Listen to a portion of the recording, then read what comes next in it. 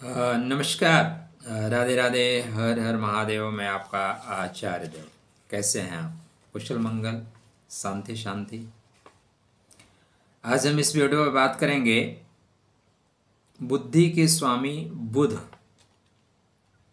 राजकुमार बुध, media के कारक बुध, परिवहन के कारक बुध, बुद्धिमान बनाने के कारक बुध, और खराब हो जाए तो आपको बुद्धू बना सकते हैं।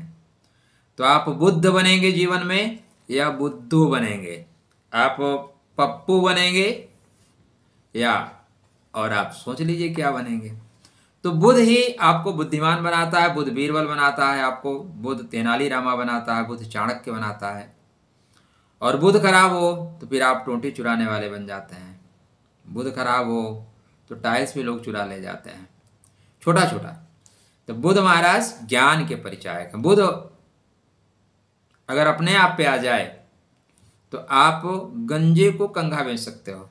गंजे को कंघा की कोई ज़रूरत नहीं है, लेकिन आप इतना बढ़िया उसको मोटिवेट कर दोगे ना, सर इसको आप ऐसे चलाओगे ना तो बाल आ जाएंगे, उसको लगेगा कंघा करने से बाल आ जाएगा। अब देखिए, जो ये खूबसूरती के प्रोडक्ट बनाते हैं ये क्या है? बुध वाले ही तो हैं। अब ये जो है जयसूर्या को भी खड़ा करके बोलेंगे कि क्रीम लगाओ, ऐश्वर्या राय बन जाएगी। कितने क्रीम लगाने वाले, आज तक तो कोई गोरा हुआ, लेकिन फेयर एंड लवली का या इस तरह के जो क्रीम है उसका धंधा कितना जोरों से चल रहा है। तो ये बुध वाले हैं, कैसे लोगों को मोटिवेट करना है। तो बुध महाराज मीन राशि में जा रहे हैं।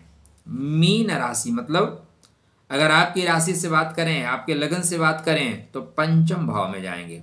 पांचवा घर ज्ञान का, पांचवा घर बुद्धि का, पांचवा घर मंत्री पदत्व का, पांचवा घर इष्ट का, पांचवा घर भविष्य का, पांचवा घर संतान का। तो पंचम भाव बहुत महत्वपूर्ण है। और है क्या? ये अष्टमेश है। अष्टम भाव ठीक नहीं है।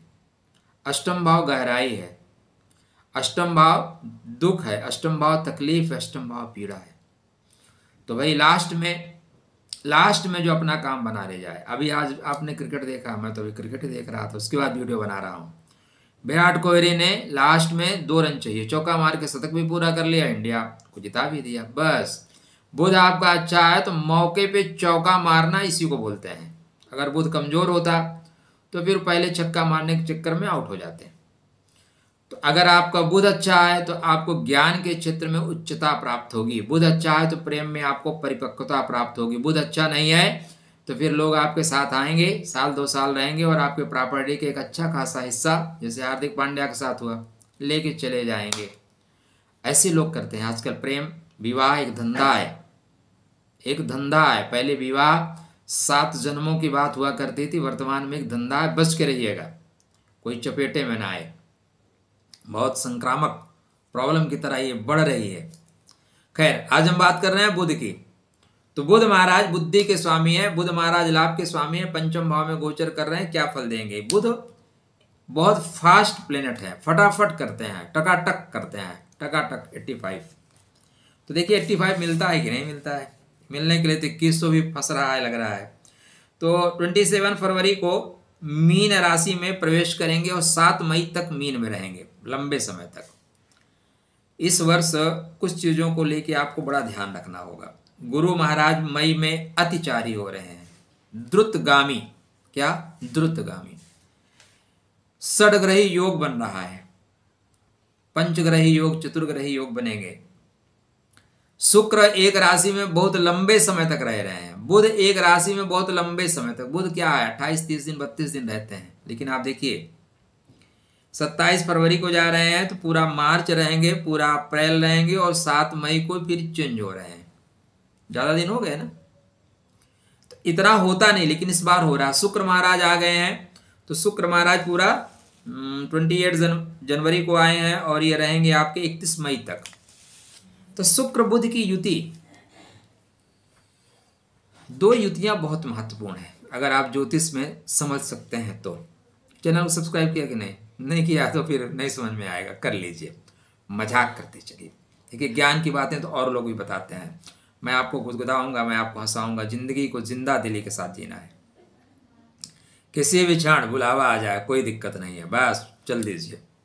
मोबाइल और जिंदगी दोनों साफ रखिए, कोई टेंशन नहीं है, छुपाने जैसा कुछ नहीं। ठीक।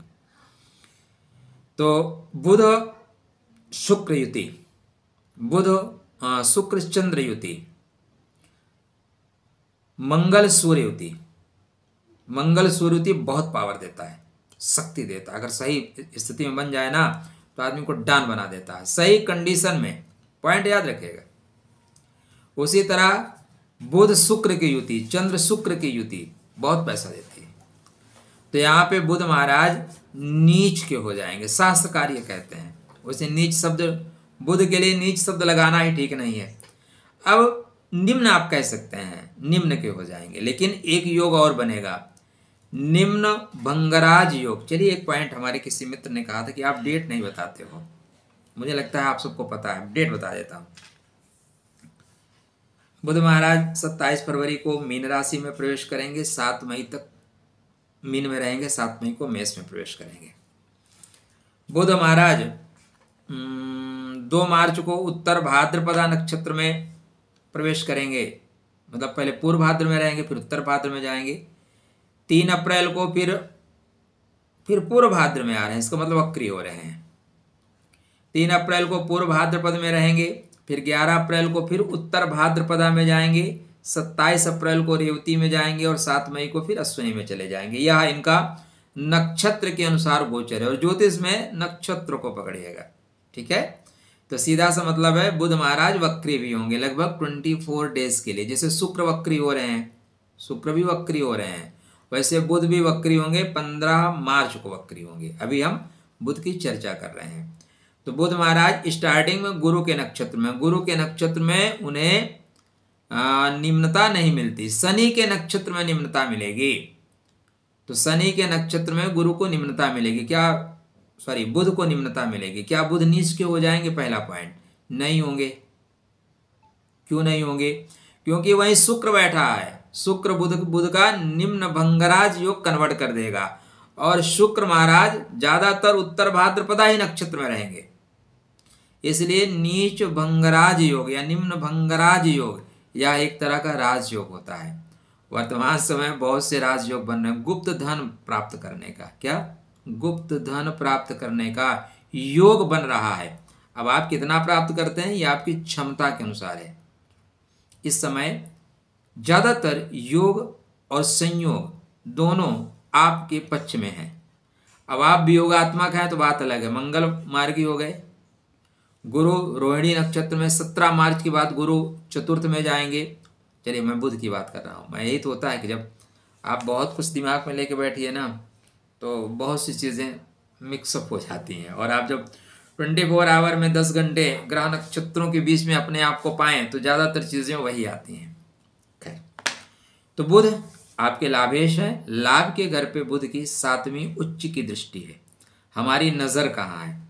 हमारी दृष्टि कहाँ है? अगर नज़र सही जगह है तो आपका निशाना सही लगेगा। लक्ष्य बाण नहीं भेद करते, लक्ष्य मन और आपका संकल्प, आपकी नज़रें भेद करती हैं। तो आपका लक्ष्य कहाँ है? लाभ के घर पे। और इस समय षडग्रही योग जो पंचग्रही योग बन रहा है उसमें ज़्यादा फायदा कौन उठा पाएगा? देखो, इन सारे ग्रहों की दृष्टियाँ लाभ के घर पे पड़ रही हैं, इसलिए सारे लोग चाहेंगे भाई कि लाभ मिले, लाभ आपको दिया जाए। हाँ, पंचम भाव में बहुत हंगामा होगा। ठीक है। अब जहाँ पे पार्टी होती है वहाँ पे कचड़े भी बहुत फेंके जाते हैं, सब लोग समझदार हैं नहीं। तो पंचम भाव में धीरे धीरे जो ग्रहों की युतियाँ हो रही हैं ना उसको आपको संभालना होगा। पहला आपका पेट, उदर, ये मध्य प्रदेश अच्छा तो पूरा भारत अच्छा। ठीक है। तो मध्य प्रदेश को संभालिएगा। क्योंकि यहाँ पे राहु हैं, शुक्र हैं, बुध हैं, आने वाले टाइम में सूर्य हो जाएंगे। 4 युतियाँ तो हो जाएंगी। तो पंचम प्रेम का है, पंचम संतान का है, तो संतान को संभालना, प्रेम को संभालना, भविष्य को संभालना। ठीक है। तो बुध यहाँ पे बैठ के पहला काम करेंगे कि शुक्र को बल देंगे, राहु के बल को कम करेंगे। राहु के बल, अगर बुध अच्छा है तो राहु को कंट्रोल कर ले जाओगे। बुध अच्छा नहीं है ना तो फिर राहु बुध की शक्ति को खींच लेता है और फिर बोलता है कि इस जन्म में तो आप मुझे नहीं हरा पाओगे, और फिर आप हार जाता है। ठीक है, झाड़ू बिखर जाती है। तो बुध मतलब बुद्धि के स्वामी, बुध मतलब ज्ञान के स्वामी, बुध मतलब भगवान विष्णु, सीधा सीधा। तो यदि आप साध सकते हैं तो भगवान विष्णु का प्रवेश आपके मस्तिष्क में, आपके बुद्धि में होने वाला है।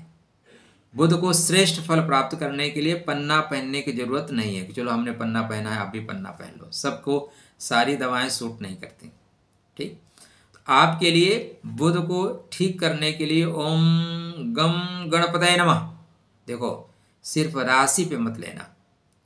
आपकी हो सकता है कन्या लगन हो, वृश्चिक राशि हो, मिथुन लगन हो, वृश्चिक राशि हो तो आप पन्ना पहन सकते हो, या धनु हो तो पहन सकते हो। लेकिन आपके वृश्चिक लगन वृश्चिक राशि हो तो पन्ना नहीं पहन सकते ना, तो आपको ध्यान देना होगा। रत्न सदैव लगनानुसार, राशि के अनुसार नहीं। कौन से अब पूजा पाठ करना है ये राशि के अनुसार, रत्न कौन सा धारण करना है लग्न के अनुसार। दोनों का भेद यही है, दोनों चीजों को देखिएगा। तो अष्टमेश हैं, गुप्त योजनाओं के कारक हैं, गुप्त चीजों को देने वाले हैं, गुप्त धन संपदा देने वाले हैं, और आपके जीवन में समस्त इच्छित मनोकामनाओं की पूर्ति कराने वाले जो ग्रह हैं उनका नाम है बुध। ये भगवान विष्णु के स्वरूप है, यज्ञ स्वरूप हैं। यज्ञ स्वरूप बुध, बुद्धि के घर में प्रवेश, अगर आप इनको संभाल सके तो योजनाबद्ध तरीके से गुप्त धन प्राप्त कराएंगे। अब गुप्त धन में आप शेयर मार्केट से हजारों करोड़ों कमा सकते हो। गुप्त धन में आपको थंबनेल लगा के जमीन से कहिए घड़ा लगा दूं, घड़े में पैसा निकले, अपने बुद्धि के अनुसार। देखो मित्र, वर्तमान में क्या है ना कि इतने अच्छे अच्छे ज्योतिषी यूट्यूब पे हैं कि एक हफ्ते में आपको करोड़पति बना देंगे। एक मंत्र का जाप करेंगे, रुपया पैसा बरसने लगेगा। फिर भी आप लोग हमें देख लेते हो, क्यों देखते हो भगवान जाने। तो इन चक्करों में मत पड़िएगा। अगर ऐसा ही होता, मैं एक मंत्र का जाप करा के ऐसे पैसे बरसा सकता, तो फिर वीडियो क्यों बनाता, फिर मैं भी कहीं भ्रमण कर रहा होता ना। तो धीरे धीरे रे मना धीरे सब कुछ होए, एक लंबी प्रक्रिया है।